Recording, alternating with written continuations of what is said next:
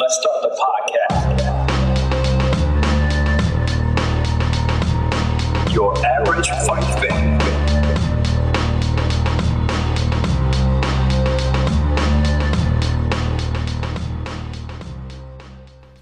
All right, welcome back. Episode 6, Your Average Fight Fan. I am Juan.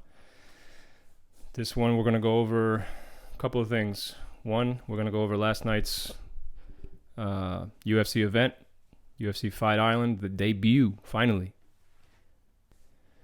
So as I went over briefly in my last episode, we have 3 title fights on the line.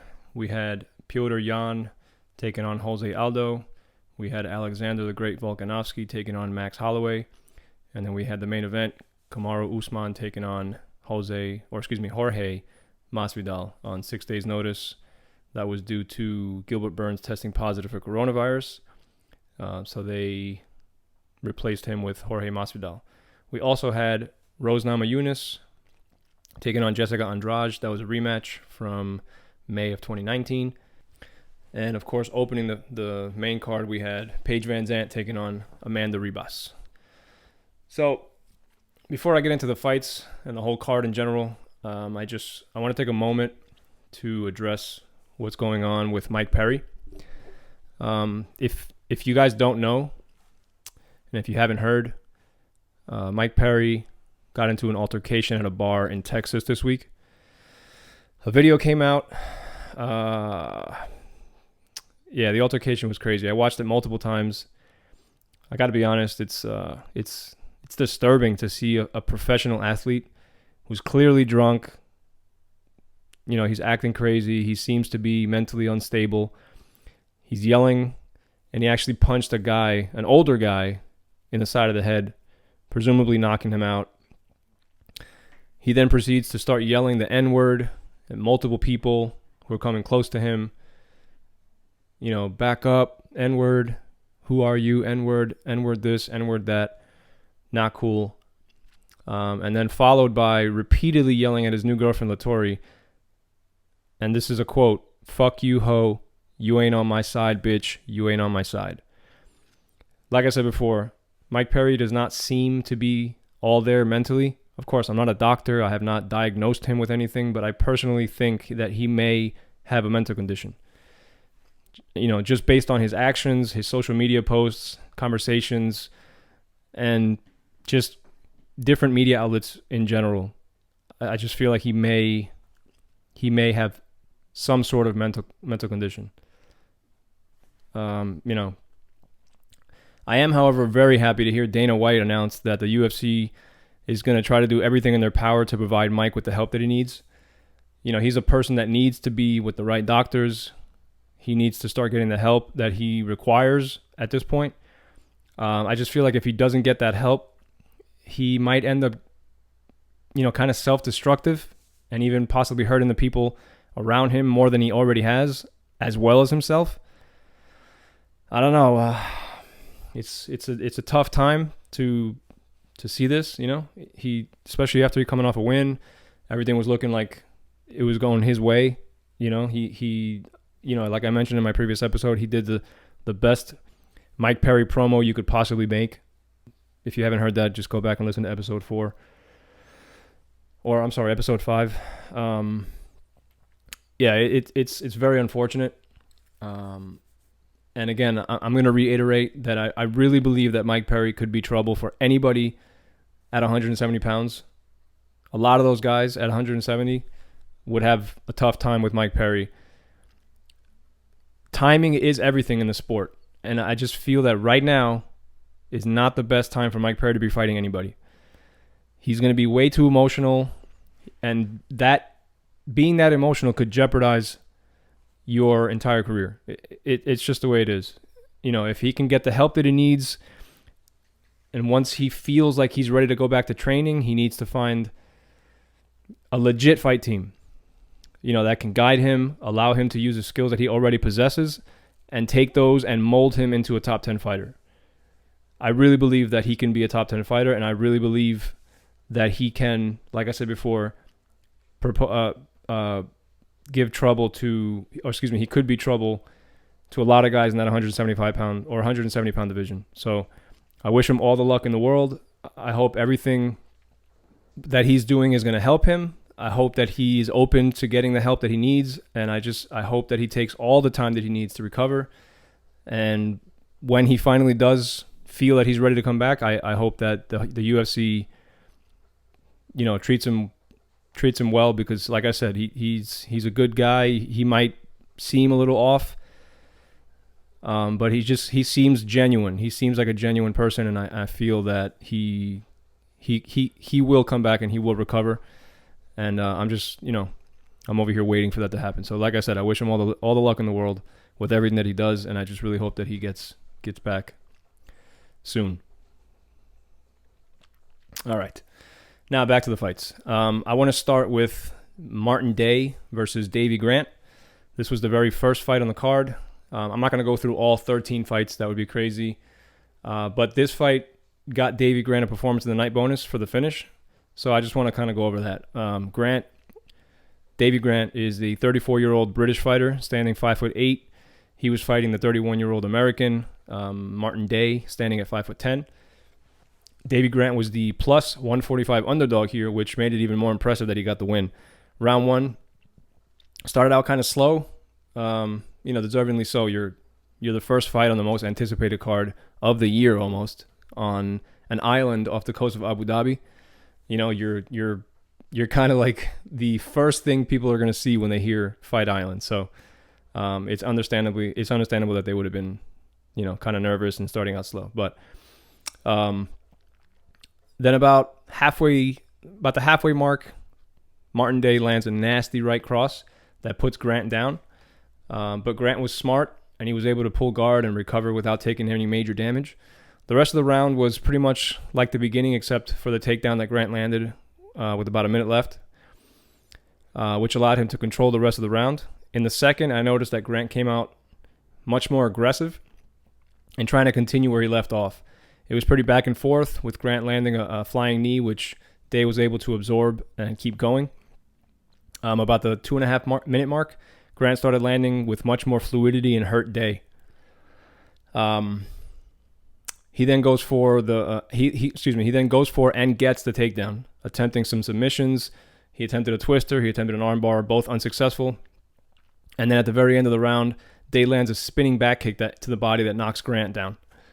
So, round three, more of the same, back and forth brawl. Both guys landing clean shots. But if I'm being honest, I believe that Grant was landing the combinations and Day was just landing. So, again, sometimes combinations make the difference. So again, at about the halfway mark, Grant lands a vicious 3-punch combo that puts Day's lights out. No pun intended. The ref immediately stops the fight since Martin Day was completely out. Great finish and a good fight for a really cool. It's really cool to see a fighter who, in the very early prelims, gets rewarded for the finish. That doesn't really happen often. So performance of the night bonus will give both guys $50,000 on top of what they make, which at this level, when you're in the first fight of the night, it's usually $50,000 is more than what both guys would make combined. Sometimes these guys are making $8,000 to show and $8,000 to win, or maybe even $10,000 to show and $10,000 to win. So if you put that together, Grant won the fight, so he may have gotten $20,000, maybe less. So when you put that and you give him a $50,000 bonus to each of them, it's a good night. Regardless of win or lose, it's a good night for you, especially when you're the very, very first fight on a big card like that. So congratulations to them. I want to give a big congratulations to the British father of 3 for taking home the win and the bonus. So congratulations to Grant. I think that's really cool. So again, congratulations to Davy Grant. All right. Following that, we had 4 fights in a row that ended in decisions. So we'll just skip past those, only letting you know the winners. The winners were Carol Rosa, Raulian Paiva, Marcin Tybura, and Leandro Santos. By the way, they were all favored to win, so nothing surprising there. Just, again, they were all decisions, so I don't really want to get into it. Just congratulations to them. Victories are victories, regardless how you get them. But for the mainstream media and for most casual fans, unanimous decision wins are not really, jumping off the page for people to read. So, again, congratulations to them. But moving on. After that, we had Makwan Amirkhani. He got the decision win in the first round via anaconda choke. I like when this happens because it's not the usual, rear naked choke or armbar or guillotine. Those are the ones that you almost always see when you see a submission win. It's always an armbar, it's always a guillotine, it's always a rear naked choke. So it's cool to see when it's an anaconda choke. This is such a good dude that once once him and the ref noticed that his opponent Danny Henry was completely out cold, he actually gets up and helps Danny by lifting the legs, which provides some relief and also allows the person to get more oxygen while they're unconscious. So just, class all the way, just a real class act and sportsmanship-like. So I want to congratulate Amirkhani for the victory, and I also want to congratulate him for being such a sportsman, being such sportsmanship. So again, congratulations to Amirkhani.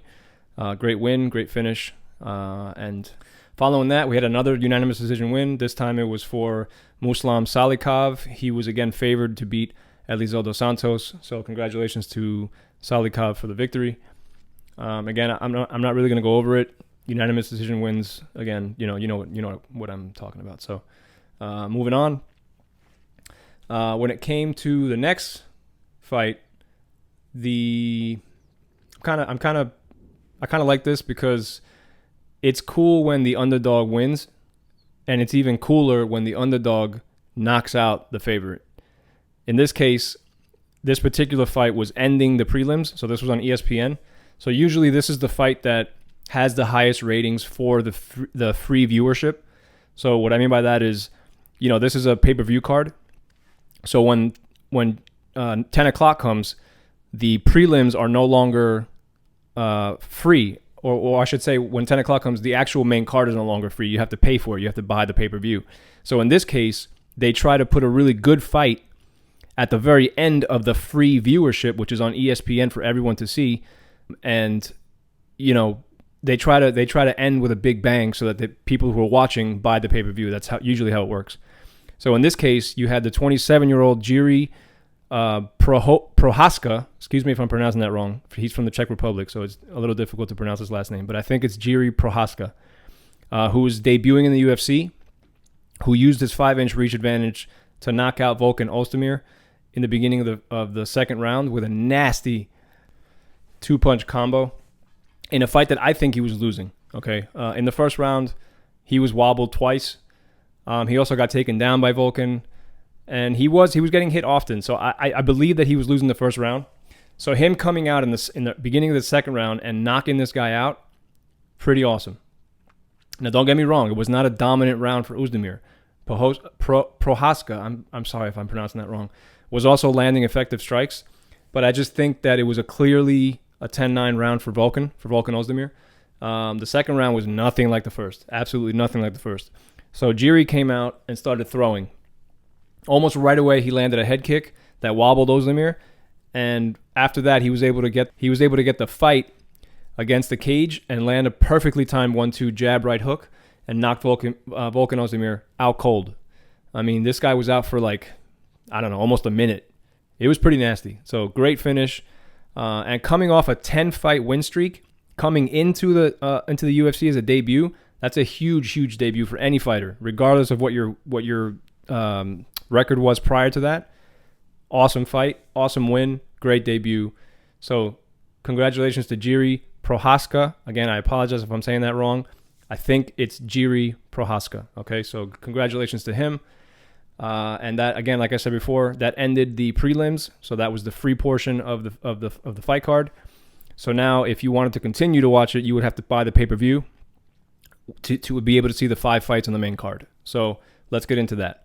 The main card, like I said, all 5 fights, they were good. As usual, the UFC delivered. If you looked at the odds, all the fights finished the way Vegas had them going, meaning all the favorites won and all the underdogs lost. That's what it means when the fights went the way Vegas wanted them to go or the way Vegas saw them going. They have odds for favorites and they have odds for underdogs. In this case, all the favorites won the fights. However, I have to say that in my humble opinion, I think they got one of them wrong. If you watch the fights, then maybe you know which fight I'm referring to, and maybe you even agree with me. I don't know, but we'll get into that in a few moments. First, I just want to give the winners and all the fighters their due by going over each fight. So, first fight on the main card, Amanda Ribas looked absolutely sensational as she usually does. She's an absolute monster. She submitted Paige VanZant in the first round via armbar. It was a quick fight. I think it lasted maybe 2.5 minutes, possibly a little bit more, but just about. But that was more than enough time for her to show the world that Paige VanZant had no business being in the cage with Amanda Ribas. Now, let me remind you, Amanda was a minus 800 favorite, the absolute highest odds on the card. Like I mentioned in my previous episode, this was the last fight on Paige VanZant's UFC contract. She had a good run with the UFC's help. They promoted her very well for obvious reasons. Have you seen Paige VanZant? Paige VanZant. She's absolutely gorgeous, and she can fight. So it was a no-brainer for the UFC to promote this girl if she's winning fights and she's absolutely gorgeous. But I just don't think that Paige is right for the UFC at this level. I think when she was not ranked and she was winning fights and they were promoting her, it was awesome. It was a no-brainer for both the organization and the fighter. But right now, at this level in the top 10 in the 3 divisions of the UFC, they're all ruthless. All the girls in the top 10 are ruthless for all 3 divisions. So I don't think it's the best fit for Paige right now. She'll most likely sign a bigger contract with Bellator, like I mentioned previously in my other episodes. Bellator's where her husband fights, and I gotta say she's probably gonna make more money to fight lower level competition. This is a good move for her in the world of women's MMA, and I say this with the utmost respect to Paige. In women's MMA, she's in the mid tier of fighters. So moving to an organization where she can thrive is the best move. And did I mention she's gonna make more money? Yeah, I did. So it's a no-brainer for her. So again, her losing this fight is not a bad thing. I mean, you never want to lose in the first round, but her losing this fight, being, a plus 550 underdog against a minus 800 favorite, not a bad thing. You leave on good terms. You go and you sign a bigger contract, making more money to fight less, lower level competition in a organization that can pay you, that can promote you, not as well as the UFC could promote you, only because of the UFC being the biggest organization in the world, but you will make more money, you will be promoted, you will continue to do, all the stuff outside the cage that she's been doing and making money that way.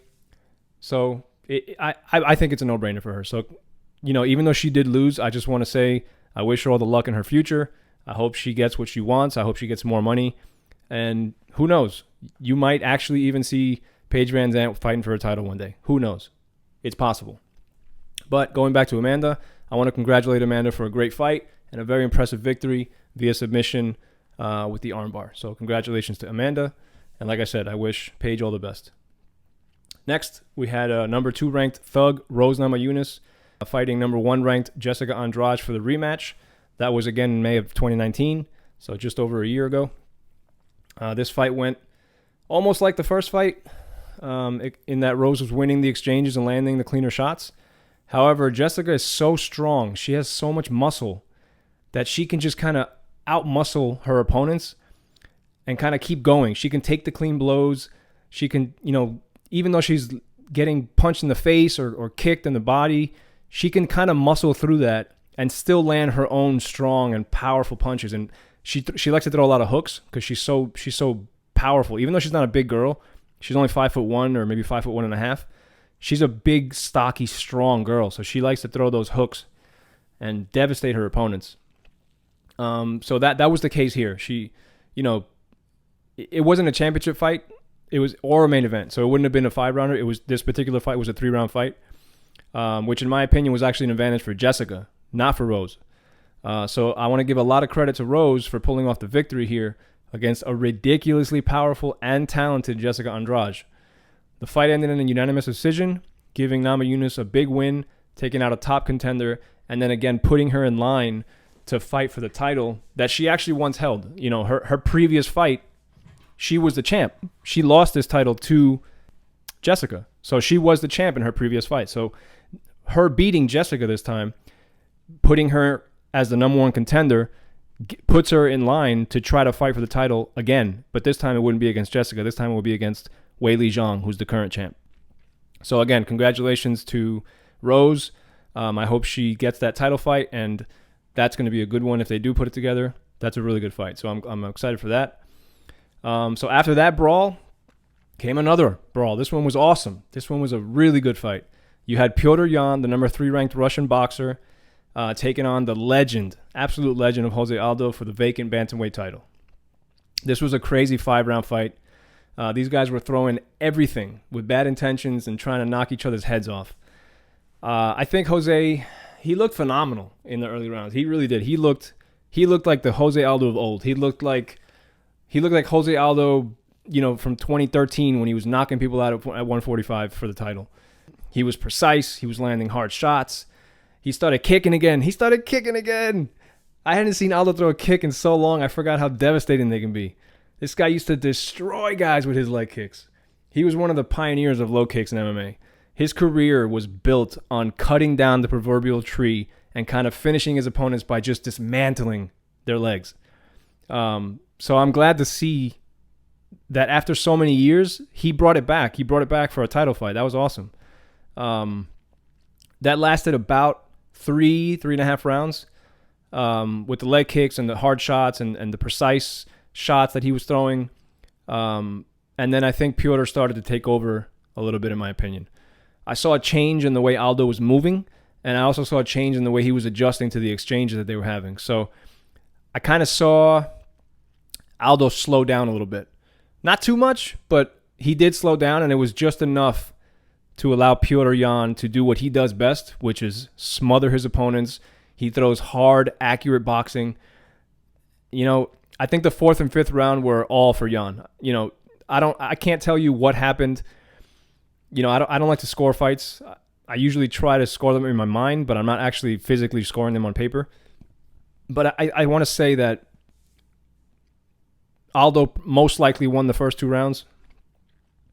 If I had to throw a number out there, I would say he most likely won the first 2 rounds. The 3rd round could have gone either way because, like I said, that's when he started to slow down a little bit. But 4th and 5th, in my opinion, was all for Petr Yan. He was landing at will. He was hurting Aldo. At about 2 minutes and change of the 5th round or so, Yan was able to land a combo, and he put Aldo on his back. And when you put Aldo on your back, you jump at the opportunity to finish a legend. Even if it's not a legend, but you jump at the opportunity. You have to finish him. He was able to get the dominant position, landing strikes to the head and the body of Aldo.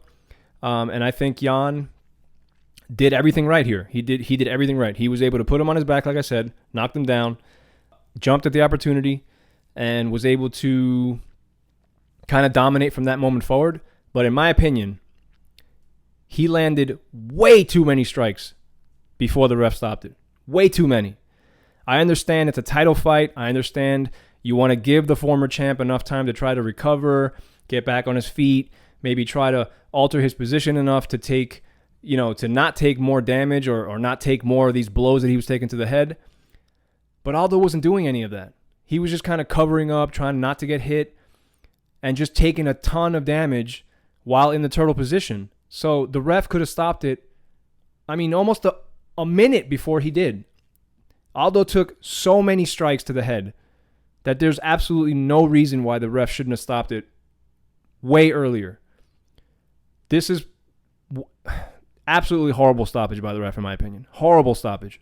Even the UFC president, Dana White, said he thought the fight should have been stopped much sooner than it was. I don't know what the ref was doing.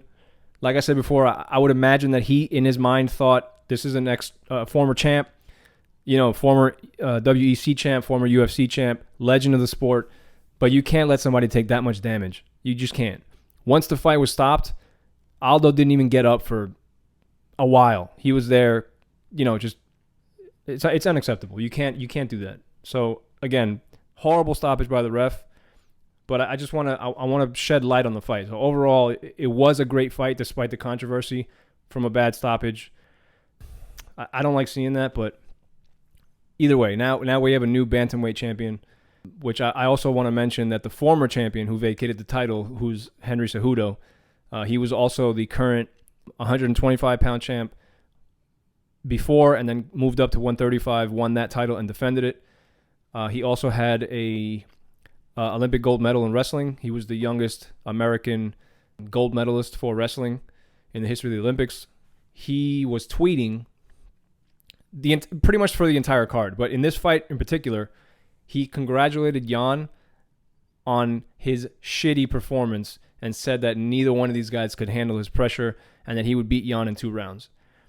That's not really what you say when you congratulate somebody. That's what you say when you're kind of being sarcastic in the way that he just won a title for the first time, and then you're kind of like throwing shade on him by saying you congratulate his shitty performance. So I said this from the start when I found out that Henry Cejudo was retiring. He's not done fighting. I don't believe he's done fighting. I think that he was just ready to take a break and possibly seeking more money for his future fights. So I think that by him retiring on a pay-per-view card after defending his title was, in his eyes or in his mind, the best opportunity to quote-unquote retire so that the UFC is kind of forced to put other fights together for somebody to fight for the title that he kind of is giving up. On paper, he gave it up. But in his mind, he didn't give it up. In his mind, he's just seeing who else is out there, taking the break, giving somebody else the opportunity to get in limelight, so then he comes back, fights for that same title, wins it again. In his eyes, of course. I'm not saying this is what's going to happen. I'm just saying this is what he believes.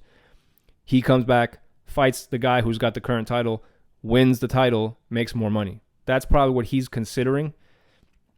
So, again, time will tell what happens and what he decides to do, he being Henry Cejudo. I don't buy the retirement. So, again, I want to congratulate Petr Yan on a great victory, taking out a legend like that, stopping him in the 5th round. Big deal. It's a big deal, especially for somebody who's 27 years old, does not speak English, hasn't been in the U.S. much, comes into the UFC, is on a tear, beats everybody that he fights in the UFC, comes in, and then wins the title. So congratulations to Petr Yan. Excellent fight. Really tough guy. And again, if Cejudo does come back, then he's going to probably fight the winner of Petr Yan and Aljamain Sterling, who I believe is the next in line. And if that's the case, we'll see what happens. But congratulations to Petr Yan for now. Excellent victory. Great stoppage over a huge legend of the sport. So, again, awesome fight. All right, moving on to the co-main event. This is the fight that I was referring to before when I said that they got one wrong. Now, when I say they got it wrong, I'm talking about the judges. Because Vegas actually predicted the outcome correctly. They had the favorite, Alexander Volkanovski, at minus 200, the current champ, winning the fight. On paper, they were right. He did win the fight on paper. However, in my opinion, and it seems like most of, if not all of the media, including, again, President Dana White, had this fight for Max Holloway. I believe Max Holloway, despite having to deal with the leg kicks again, just like in the first fight, I believe he was able to not dominate, but he got two knockdowns, one in each round of the first and the second. He was able to win most of the exchanges in the first 3 rounds, I think. And I also think that rounds 4 and 5 could have been scored for Alex. Being that he was more aggressive and he was finally moving forward rather than backward. Especially the 5th round, I had that. I think I definitely had that for Alex. But some people even had the fight 3-1 for Max going into the 5th round. So if that's the case, then Max only won, he would have only won 2 rounds. So if he's already up 3-1 going into the 5th, then how do you win the fight? Right? So, again, like I said, I believe Max won first 3 rounds, and I think that the 4th and 5th round could have been scored for Alex. I think the 5th round was 100% Alex's round. But if you're up 3-1 going into the 5th round and you lose the 5th round, you win the fight. Okay? Unless your 5th round is a 10-8 round, which it wasn't, you win the fight. Okay? So looking at this in a bigger picture, this really sucks because now the results have it 0 for 2 for Max against Alex, which he's kind of stuck in purgatory now where, mostly, most likely he won't get a 3rd fight against, because he already lost 2 fights on paper, so now he has to kind of make a decision. So you lost 2 fights. You're kind of stuck in that limbo mode where you're not going to get that 3rd fight for the title because on paper you lost 2. So what do? Do you stay at 45 and become the gatekeeper, beating everyone like you did before prior to these 2 fights? But now you're beating them not for a title, but just for the number 1 contender slot with no title shot in sight.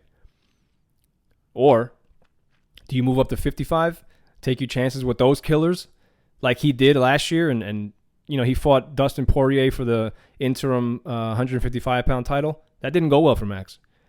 So I don't know what's going to happen. But it bums me out. It bums me out when this happens to, because bad judging.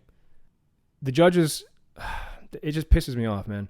Bad judging can ruin a career for an amazing fighter. It's happened in the past. They've done it to so many fighters. Frustrating. I'm not a fan of these situations. And I feel for Max. He's a really good dude. Even the people that he fights say he's a really good dude. He's super cool. He's super nice. He's fun to be around. People like him. And when you take this away from him, what's going to happen now? So it sucks, man. It really does. It sucks. Anyway, on to the main event. The champ Kamaru Usman, the Nigerian Nightmare, putting his title and his record of 16-1 on the line against the 6 days short notice replacement, who, as we found out last night, will share the spotlight with the current 185-pound champ Adesanya. They're both going to be on the cover of the new UFC game, so that's kind of cool for them. Congrats to them for that. But the number 3 ranked Jorge Gamebred Masvidal was taking on, again, like I said, the champ Kamaru Usman. The fight went like I think everyone thought it could and most likely would have gone. If Jorge Masvidal didn't knock Usman out in the 1st or 2nd round, it was probably going to be a long night for Jorge Masvidal, and that's exactly what happened. Masvidal was able to explode early, land good shots, but it just wasn't having the same effect on Usman that it had on Masvidal's previous opponents. In my opinion, I think this was due to the champ expecting those explosions. You watch tape on a fighter, you know what they're usually do and what they may do to you. So he was expecting the explosions and he was ready for them, right? As well, I think that Usman being in absolutely crazy shape helps because when you're in excellent shape, your chin is actually stronger unless you've already taken so many wars and so many battles and so many punches to the chin that your brain just kind of shuts off when you get hit in the chin like some fighters do. In this case, that's not how it is because hasn't really taken many shots. He hasn't really taken many shots at all if you think about it. But again, Usman is a specimen of what a high-level athlete should look like. When you see his physique, the guy is so ripped. He's so chiseled. It looks like you're looking at a statue in a museum of like a gladiator from like the fight arena days. That like the era where they would watch people fight tigers and kill each other or fight each other to death. That's what he looks like. It's crazy. Although sometimes all that muscle requires guys to take in more oxygen to fill all that weight up, and it causes them to gas out early. This is absolutely not the case for Usman.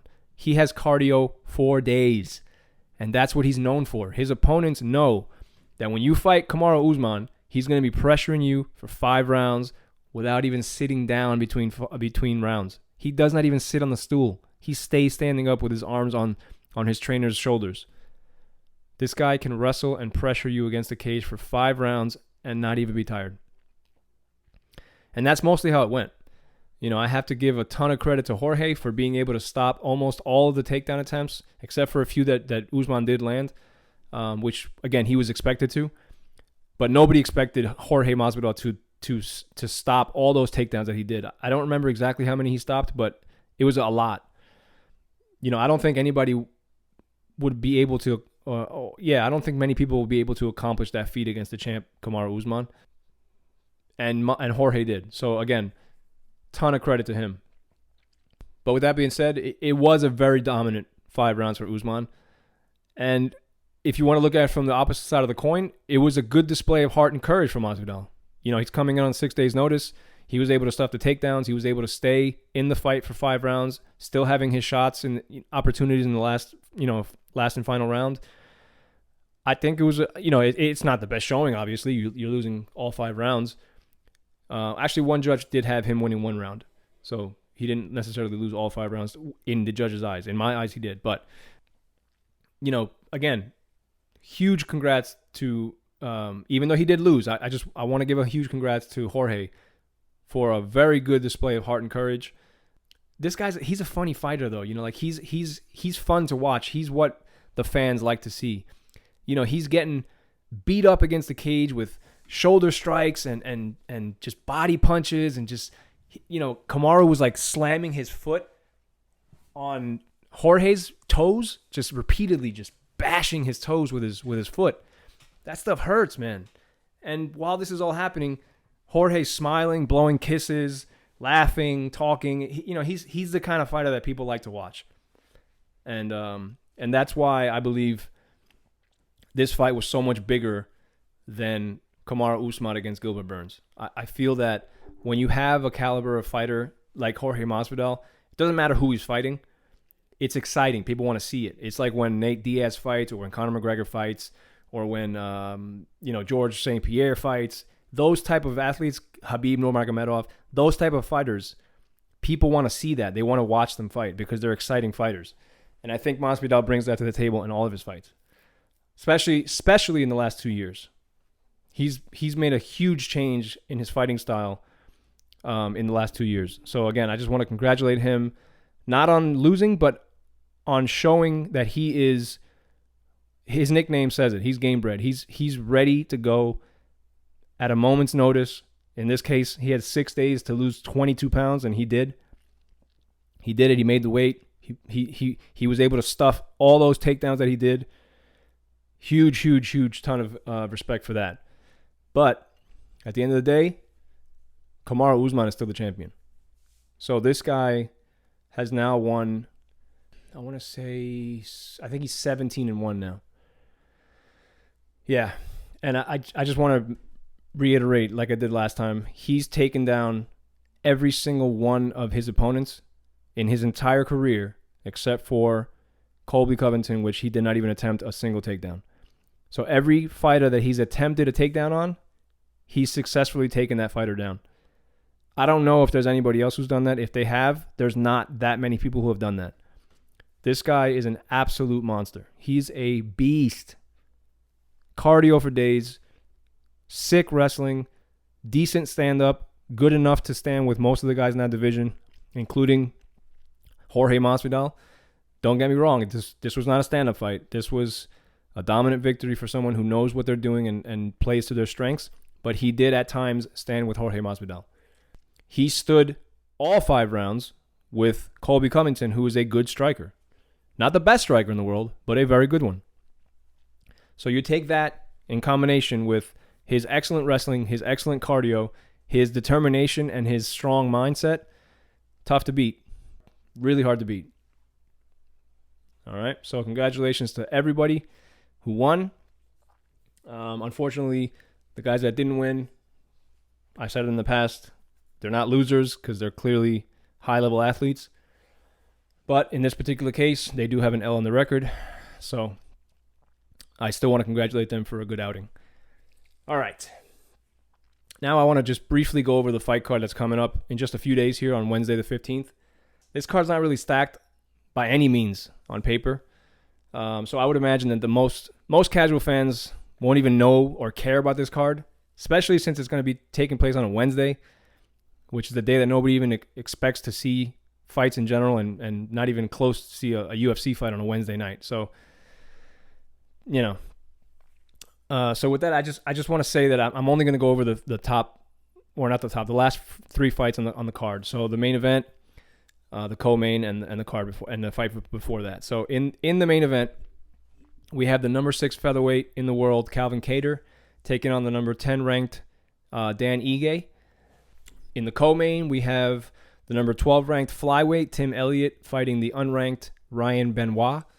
And right before that, we're going to see the return of the number 9 ranked featherweight Jimmy Rivera against the number 10 ranked Cody Stamann. Now, the reason I say the return of when I mean Jimmy Rivera is because Jimmy hasn't fought in over a year.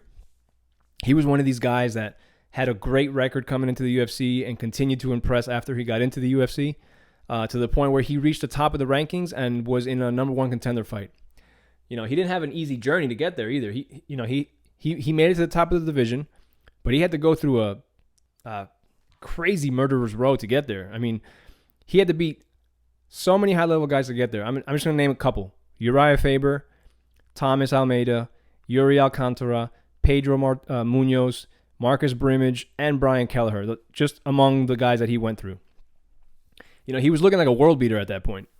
When he got the fight against Marlon Moraes to determine who would be the next guy in line for the title, many believed that he could win that fight. With his fighting style, many believed he could win it, myself included. I thought he could win that fight. I figured it was going to be a hard-fought 5-rounder, back-and-forth brawl between 2 super tough guys, with Jimmy possibly edging out a victory via unanimous decision, because that's usually what he's good at. He's really durable. He's good at striking. He's got a wrestling background, what he uses to his advantage. Yeah, I don't think anybody saw that fight or expected it to go the way that it did. Jimmy got knocked out in 33 seconds with a nasty head kick that led to a stoppage by punches. I was shocked, just like everybody else who was watching was most likely shocked. Crazy turn of events for him. You get knocked out in 33 seconds, and then he takes another fight 3 months later. Another tough fight. He usually always takes tough fights. So he goes and takes another tough fight, which he actually ended up winning. He did beat John Dodson 3 months after getting knocked out. However, after that, he goes on a 2-fight losing skid to 2 of the toughest guys in the division. He fought and lost to the number 1 contender, who is now most likely going to fight for a title next, in Aljamain Sterling. And then he goes and fights Petr Yan, who, as we know from last night, he's now the current bantamweight champion. So tough couple of years for Jimmy. Even though his record is still impressive, he's at 22-4 right now. On paper, though, it shows that he went 1-3 in his last 4 fights. So, it's going to be interesting to see how he comes back after a year plus, outside of the cage. And yes, you guessed it, he's going to another tough fight. Cody Stamann, whose record is 19-2 with 1 draw. Cody's coming off a very emotional win in his last outing.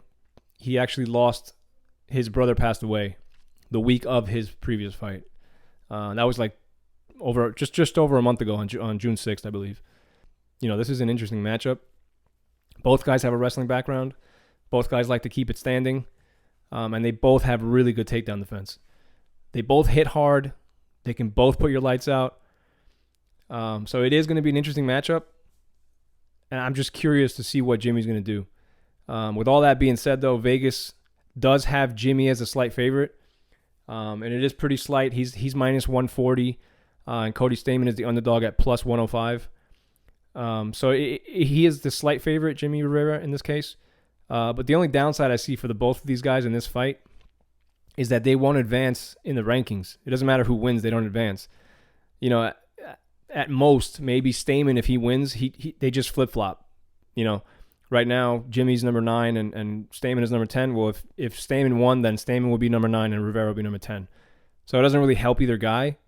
But at the same time, Jimmy's had a tough 2 years, and this may be his best option right now. So we'll see what happens. Like I said, it's going to be interesting to see how Jimmy comes back. And Stamann's a beast. Stamann's coming off a win. He's riding high. His confidence is probably high. So it is going to be interesting. But yeah, so after that, you're gonna see Tim Elliott with his 15-11 record fighting Ryan Benoit with a record of 10-6. This is another fight where nothing can happen if Tim wins, since Ryan is not actually ranked. He's not in the top 15. However, if Ryan does win, if he pulls off the victory, then he can wake up with a number next to his name, next week when they put the rankings out. So, I mean, I guess that's motivation for Ryan, but not really for Tim. This is more of like okay, I'll take the fight, whatever, But this is a pick'em fight, which means the odds are so close that the favorite is too slight of a favorite to even be considered a favorite. Vegas has the fight at minus 125 for Tim and minus 105 for Ryan. So, it's really, really slight. Tim is the favorite, but it's not enough to be considered a favorite. So again, it's a pick'em fight. I personally don't know much about Ryan. Besides, he's 30 years old. Like I said, he's got a 10-6 record. 8 of those 10 wins coming by knockout or TKO. He's fought some quality guys, but the only victory that I see on his record that has a popular name is, and this is my opinion, of course, is he beat Sergio Pettis by TKO. It's pretty impressive because Sergio Pettis has never actually been stopped, other than one time when he lost by submission. He got choked out by a rear naked choke. So he's never actually been knocked out or TKO or stopped in that manner. So that's kind of impressive that you stopped Sergio Pettis. So that's impressive. However, Tim Elliott, on the other hand, he's got a record that shows that he's fought some top quality guys. He likes high output. He likes to, high output, high paced brawls that get the crowd riled up during fights. He feeds off the crowd. He usually throws crazy strikes to get a response, that type of thing, where he'll, if he notices the crowd is kind of not into it for a moment, then he'll go crazy and throw like a spinning back kick or something like that to get the crowd back into it. The problem with this is that there's not going to be a crowd for this one. And he's coming off 3 straight losses. He's trying to get back in the win column with this fight. So if he's a crowd pleaser, that type of guy, and there's no crowd, it's kind of interesting to see what he'll do. So let's see what happens. Either way, I think it's going to be a good fight. But it is interesting to see what guys that are that type of fighter, where they like to feed off the crowd, will do when there's no crowd. I just want to mention that he actually has fought in the no crowd situation. I think that was in like May, maybe the end of May, and he did lose. He got choked out. He lost via submission. So again, interesting when a guy is that type of fighter and there's no crowd. So let's see what happens.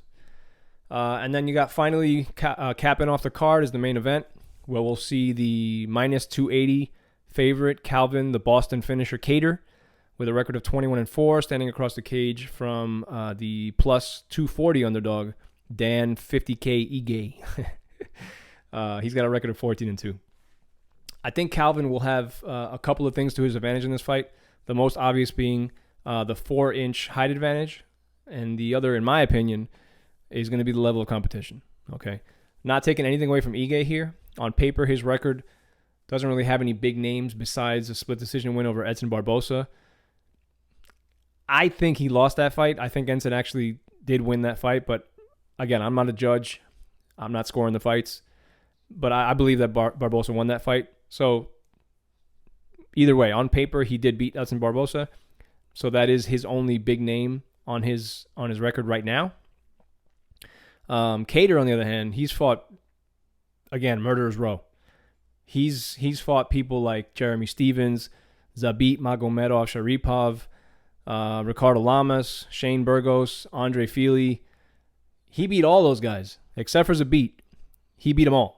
In the fight with Zabit, which was a 3-round fight, many, including myself, think that if that was a 5-round fight, if it was a main event, like this one's going to be, Kattar would have won that fight. Zabit won the first and second round. Granted, he did win those 2 rounds, but he was exhausted, absolutely exhausted in the 3rd round. And he was kind of just looking to coast, to kind of, just to kind of get through the 3rd round because he knew that he won the 1st and 2nd round.